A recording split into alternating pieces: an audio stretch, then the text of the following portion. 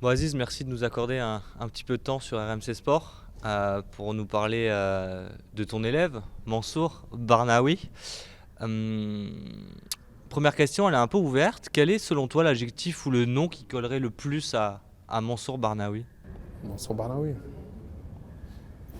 Champion, Pourquoi? parce que c'en est un, Tout simplement. tout simplement. Nous, on a pensé à un ovni. Est-ce que ça te va et pourquoi? Ouais, ça me va aussi. Ça me va, il est exceptionnel en fait. Il n'est pas comme tout le monde. Ouais, il est totalement différent. Il vient d'ailleurs. Aux yeux de beaucoup de spécialistes, c'est le meilleur combattant français du moment, peut-être avec Saladin Parnasse. Est-ce que c'est ton avis aussi? Et qui tu vois au-dessus de lui, s'il y a quelqu'un? Ouais, je vois pareil. En fait, je vois pareil. Je pense qu'aujourd'hui, et depuis l'âge de ses 18 ans, il est numéro un. Je pense pas qu'il y en ait un qui l'ait dépassé depuis ce temps-là. Il y a Saladin qui est pas mal aussi. Donc bon, à ce niveau-là, on ne peut pas dire qui est meilleur ou qui n'est pas le meilleur. Sauf s'ils se rencontrent un jour, mais c'est deux grands athlètes et deux très très grands champions en fait.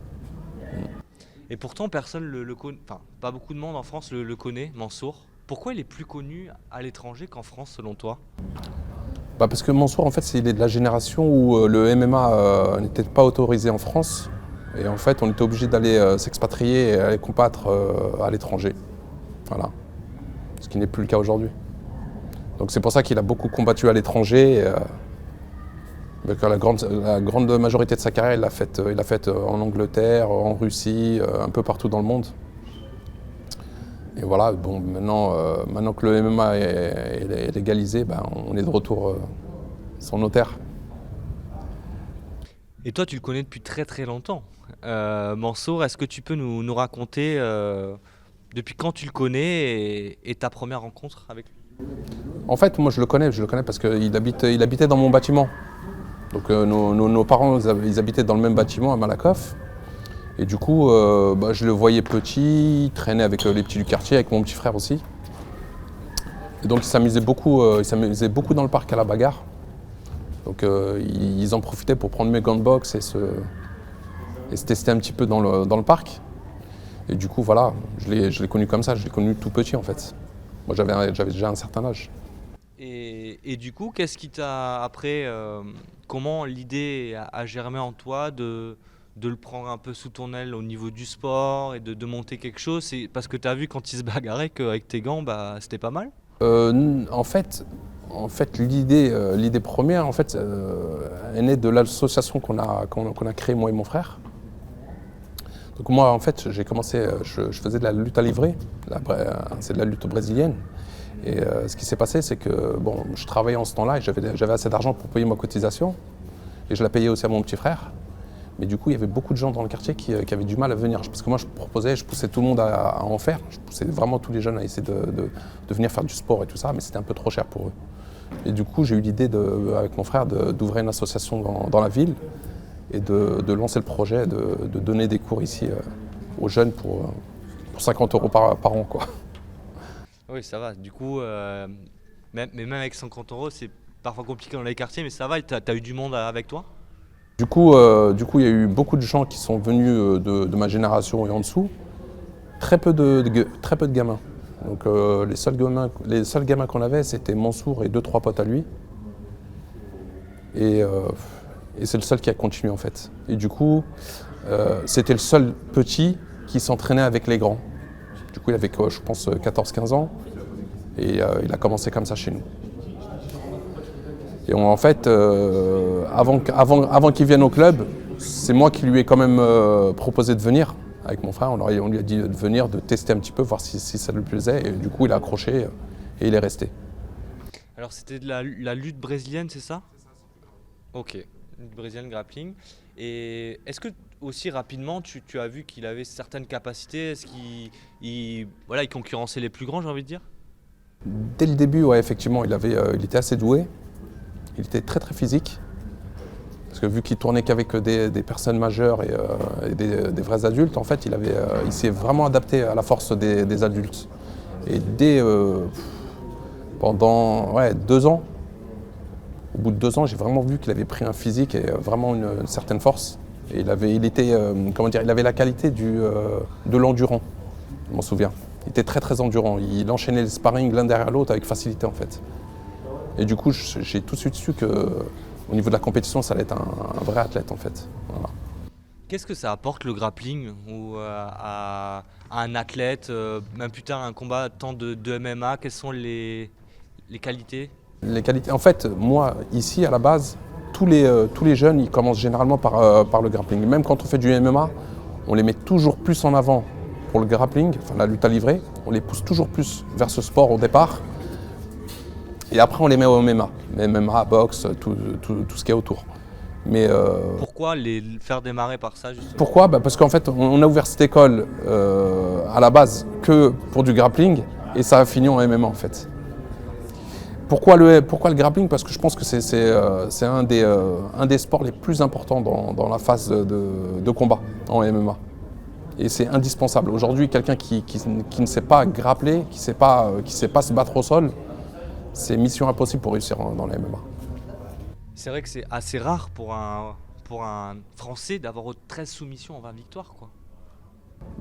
En fait, on va dire que notre école elle est plus basée sur la lutte à livrer, donc on a accentué plus la chose sur la lutte à livrer. Et surtout les premières années, il a fait que ça.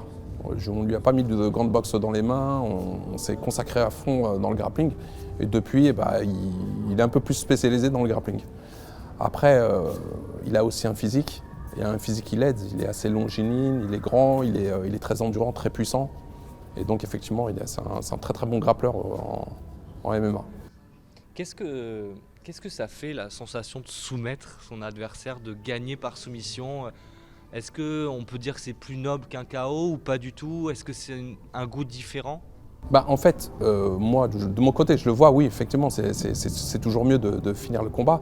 Mais à la base, si aujourd'hui il finit énormément ses combats, je pense que c'est surtout dû au fait qu'on aille à l'étranger et qu'on combatte. Et quand on combattait à l'étranger, on n'avait pas le choix de finir les combats avant la limite. Je le poussais souvent à lui dire, il faut toujours finir avant la limite, parce que si tu finis pas avant la limite, tu risques de perdre. Tu risques de donner la décision au juge, et les juges à l'étranger, on sait comment ça se passe. Et du coup, il a toujours eu cette habitude de finir les combats. Dès qu'il commençait un combat, il allait pour le finir. Donc tu le prends dans ton association, il s'entraîne à 14-15 ans. Et on m'a dit que dès 16-17 ans, il commençait les compétitions de pancrace, c'est ça? Moi, je l'ai fait combattre très jeune. Aux alentours de 16 ans, 17 ans, je l'ai fait combattre en boxe anglaise et en pancrace. Voilà, là, c'était plus pour le mettre dans le bain de la compétition.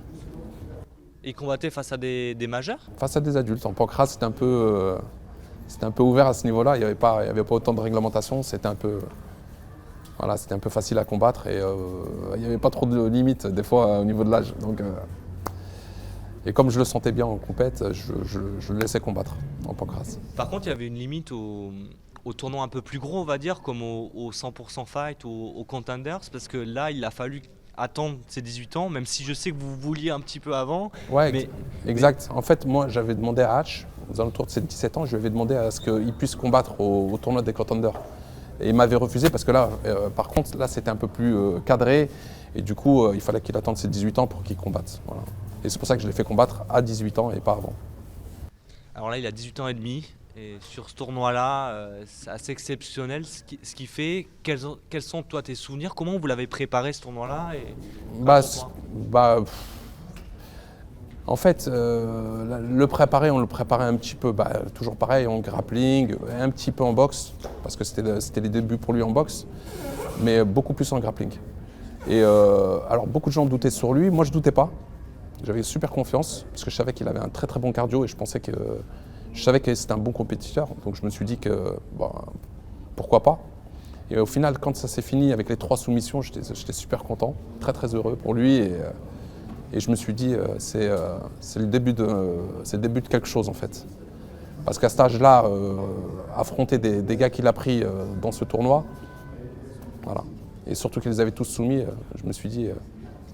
c'est ça, 3 soumissions à 3 18 soumissions ans, avec le recul, on se dit, la même soirée? Dans la même soirée, exactement, ouais. Ouais, c'était fou, ouais. C'était fou. Et ce qu'il attendait encore plus tard, ça allait être encore plus fou. Alors plus tard justement, il y a un autre tournoi, il y a quelques combats au 100% fight, des tournois en France, des combats en France pardon, et on va s'arrêter à un combat en Russie contre Islam Makhachev qui aujourd'hui est un combat assez phare finalement dans la carrière de Mansour. Est-ce que tu te souviens comment se monte ce combat et pourquoi aller en Russie en fait? Je me souviens totalement de ce combat en fait, parce que il m'avait fait beaucoup de mal ce combat. Et donc on est parti en Russie hein, avec de la confiance comme d'habitude. Donc les gens ils nous sous-estimaient toujours. Donc nous on est parti, encore une fois, on est parti en pensant que les gens, enfin nous on pensait pouvoir faire quelque chose, mais les gens eux, comme Islam Makhachev l'a dit dans sa vidéo, il pensait vraiment qu'il allait avoir un combat facile. Et nous on savait qu'il n'allait pas avoir un combat facile. Et du coup, comment s'est passé le combat, j'ai envie de dire on s'est un peu fait avoir par l'arbitre. Voilà. C'était un combat assez serré. L'arbitre a tout fait pour un peu foutre la zizanie dans le combat, justement pour énerver Mansour, pour faire respirer Makhachev. Écoutez, Mansour il n'a pas réussi à finir le combat, malheureusement, voilà, c'est ce que je disais, hein, quand on finit pas un combat avant la limite, voilà, on est à la merci des juges et en Russie ça pardonne pas. Voilà, c'est un combat qui nous a vraiment emmerdé, mais bon, on n'a pas discuté par rapport à l'arbitrage. On a laissé, parce qu'on savait que voilà, c'était le... De toute façon, on n'avait aucune arme pour pouvoir les contre-attaquer en disant vous avez triché ou quoi que ce soit. On a laissé faire. Et voilà, Il y a ce moment où il dit un protège-dents, il monte Mansour en lui montrant le protège-dents. Sauf qu'il était un petit peu fatigué, Makhachev. Il était un petit peu fatigué, il fallait bien qu'il respire. Voilà, c'est tout. La vraie réponse, elle est là-dedans. Tu savais qui c'était Makhachev ou dans quelle écurie il était? Tu avais regardé, Ouais. À l'époque c'était qui Ouais, en fait? moi je savais qu'il était de l'écurie à Khabib. Khabib, il était déjà à l'UFC. Voilà, il était invaincu. Mansour, je crois qu'il n'avait qu'une seule défaite. Ils étaient à peu près au même stade de combat. Voilà. Et donc en négociation, t'as pas eu, voilà, tu te dis on y va quand même, c'est même un moment. Ah ouais, moi j'y ai cru. De toute façon, j'ai envie de dire, s'il n'y avait pas eu l'arbitrage ce jour-là qui était en faveur de Makhachev, je pense que Mansour aurait pu gagner. Et même peut-être le finir. Aujourd'hui, finalement, on peut dire que c'est l'homme, Mansour, qui a mis le plus en difficulté, l'homme le plus dominant de l'UFC. Ça sort de sa bouche. Ça sort de la bouche de Makhachev, donc j'ai même pas besoin de le dire en fait. Mansour a perdu 3 autres combats aussi, face à de très bons combattants, on les voit aujourd'hui, Gamrot, Kevin Lee, mais toujours sur décision. Mansour n'a jamais été terminé. Est-ce que c'est aussi une fierté ça pour toi? Fierté oui aussi, parce qu'en fait, voilà, il fait toujours des combats serrés, même en perdant, il a fait des combats serrés.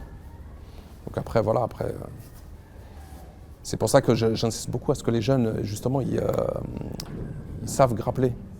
C'est-à-dire qu'à partir du moment où on ne sait pas grappler et qu'on se retrouve en combat ou qu'on se fait soumettre, c'est la mort.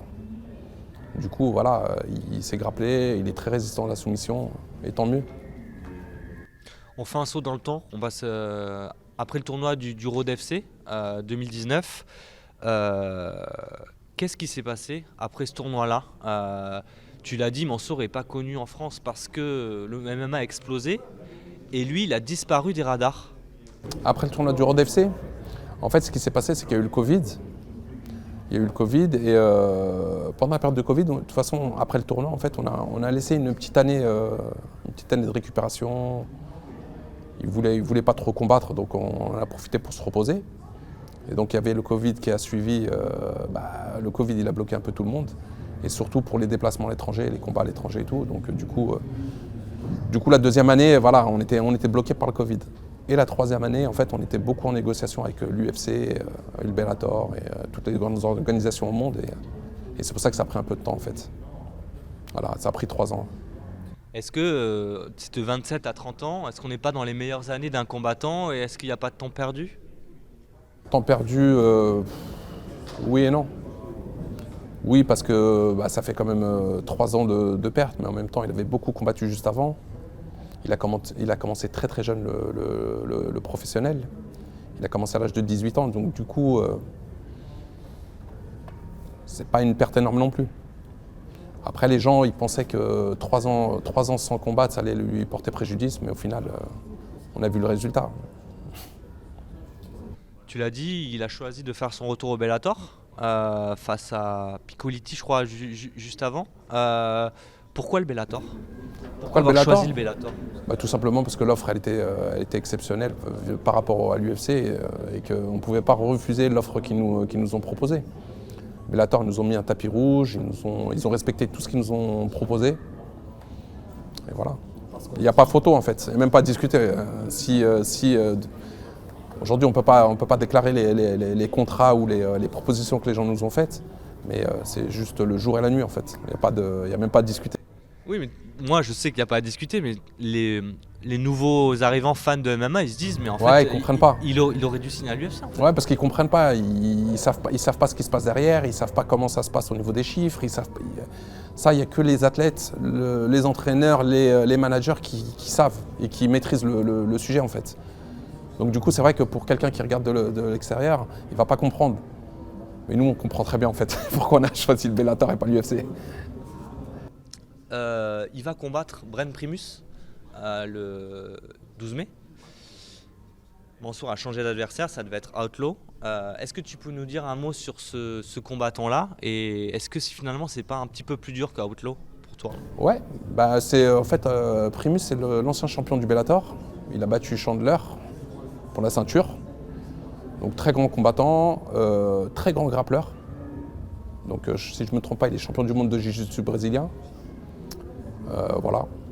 Maintenant, parmi le tournoi, en fait, les 8 combattants, ils sont tous énormes, exceptionnels. Donc voilà. Il n'y a pas de, je veux dire, il n'y a pas de préférence l'un ou l'autre. Là, on a 8 combattants face à nous, et les 8 ils sont bons, et voilà, il va falloir y aller. Alors, il faut y aller le 12 mai. Il y a beaucoup de gens qui ont les yeux rivés sur le prochain combat parce qu'on connaît le mec qui est passé dans cette partie de tableau, c'est Ousmane. Et Ousmane est invaincu comme les frères Nurmagomedov. Est-ce que Mansour peut être le premier à faire tomber un des Nurmagomedov? Je pense que si Mansour passe le premier tour, ce que je le souhaite et ce que je pense qu'en fait Ousmane il a vraiment du gros souci à se faire. Et je pense qu'il le pense vraiment. Lui et toute son écurie, je pense qu'ils ont cette hantise, même s'ils ne le diront pas, ils ne le diront pas dans les caméras, je pense qu'ils ont vraiment une très très grande crainte de Mansour. Je le vois partout, à chaque fois qu'on va en compétition, qu'on les croise et tout, je vois comment ils se comportent avec nous et comment ils se comportent avec les autres. C'est pas pareil. Dans les regards, dans les... Voilà. Je pense vraiment qu'ils ont une vraie crainte. Et ils respectent beaucoup Mansour. D'ailleurs, en Russie, il est très suivi et très connu en Russie. Et je pense qu'il le respecte énormément par rapport à ce qu'il fait sportivement. Ouais, Mansour, c'est le poil à gratter de la famille, en fait. La famille, ouais. C'est comme ça. C'est une histoire. Un dernier mot sur le profil, je reviens juste sur le fait que ça soit un grappleur, Mansour. Parce qu'aujourd'hui, les gars à l'UFC, en MMA, qui sont connus en France, c'est les Doumbé, c'est les Gann. C'est plutôt la culture du striking, en fait. C'est aussi peut-être ça, Mansour est moins connu parce que lui, c'est quelqu'un qui allie les deux, qui a un fond de grappling, non? En fait, si Mansour il n'est pas super connu en France, déjà il y a l'histoire du fait qu'il combattait beaucoup à l'étranger, mais c'est aussi quelqu'un de super discret. Il est super discret, il est très réservé. C'est pas quelqu'un qui aime se montrer, c'est pas quelqu'un qui... il est totalement différent d'un Doumbé par exemple. D'accord ? Là, c'est du voulu de Mansour. C'est lui qui ne cherche pas la communication en fin de compte. Il n'est pas connu parce qu'il est grappleur ou c'est pas ça. Si on avait vraiment voulu se mettre en avant et mettre en avant Mansour, on l'aurait fait. Maintenant, son caractère, ça serait contre nature d'être quelqu'un de très folklorique comme Doumbé, comme d'autres. Mais ce serait quand même dommage de rater ce virage-là. C'est pour ça que là maintenant, il faut peut-être un petit peu par petites touches parce que le MMA explose ici. Oui, bien sûr qu'il faut de la communication. Moi, je l'ai toujours dit. Maintenant, on peut pas transformer une personne, un caractère. Quand c'est trop fort, c'est trop fort. Et le problème de Mansour, c'est trop fort. C'est quelqu'un de très très pudique, très discret. Et c'est sa nature. En fait, c'est son personnage. Il est comme ça. On a beau le forcer, ça serait contre nature de trop le pousser. Voilà, c'est pour ça qu'on ne le voit pas beaucoup dans les caméras. Voilà. Merci Aziz. Il n'y a pas de quoi.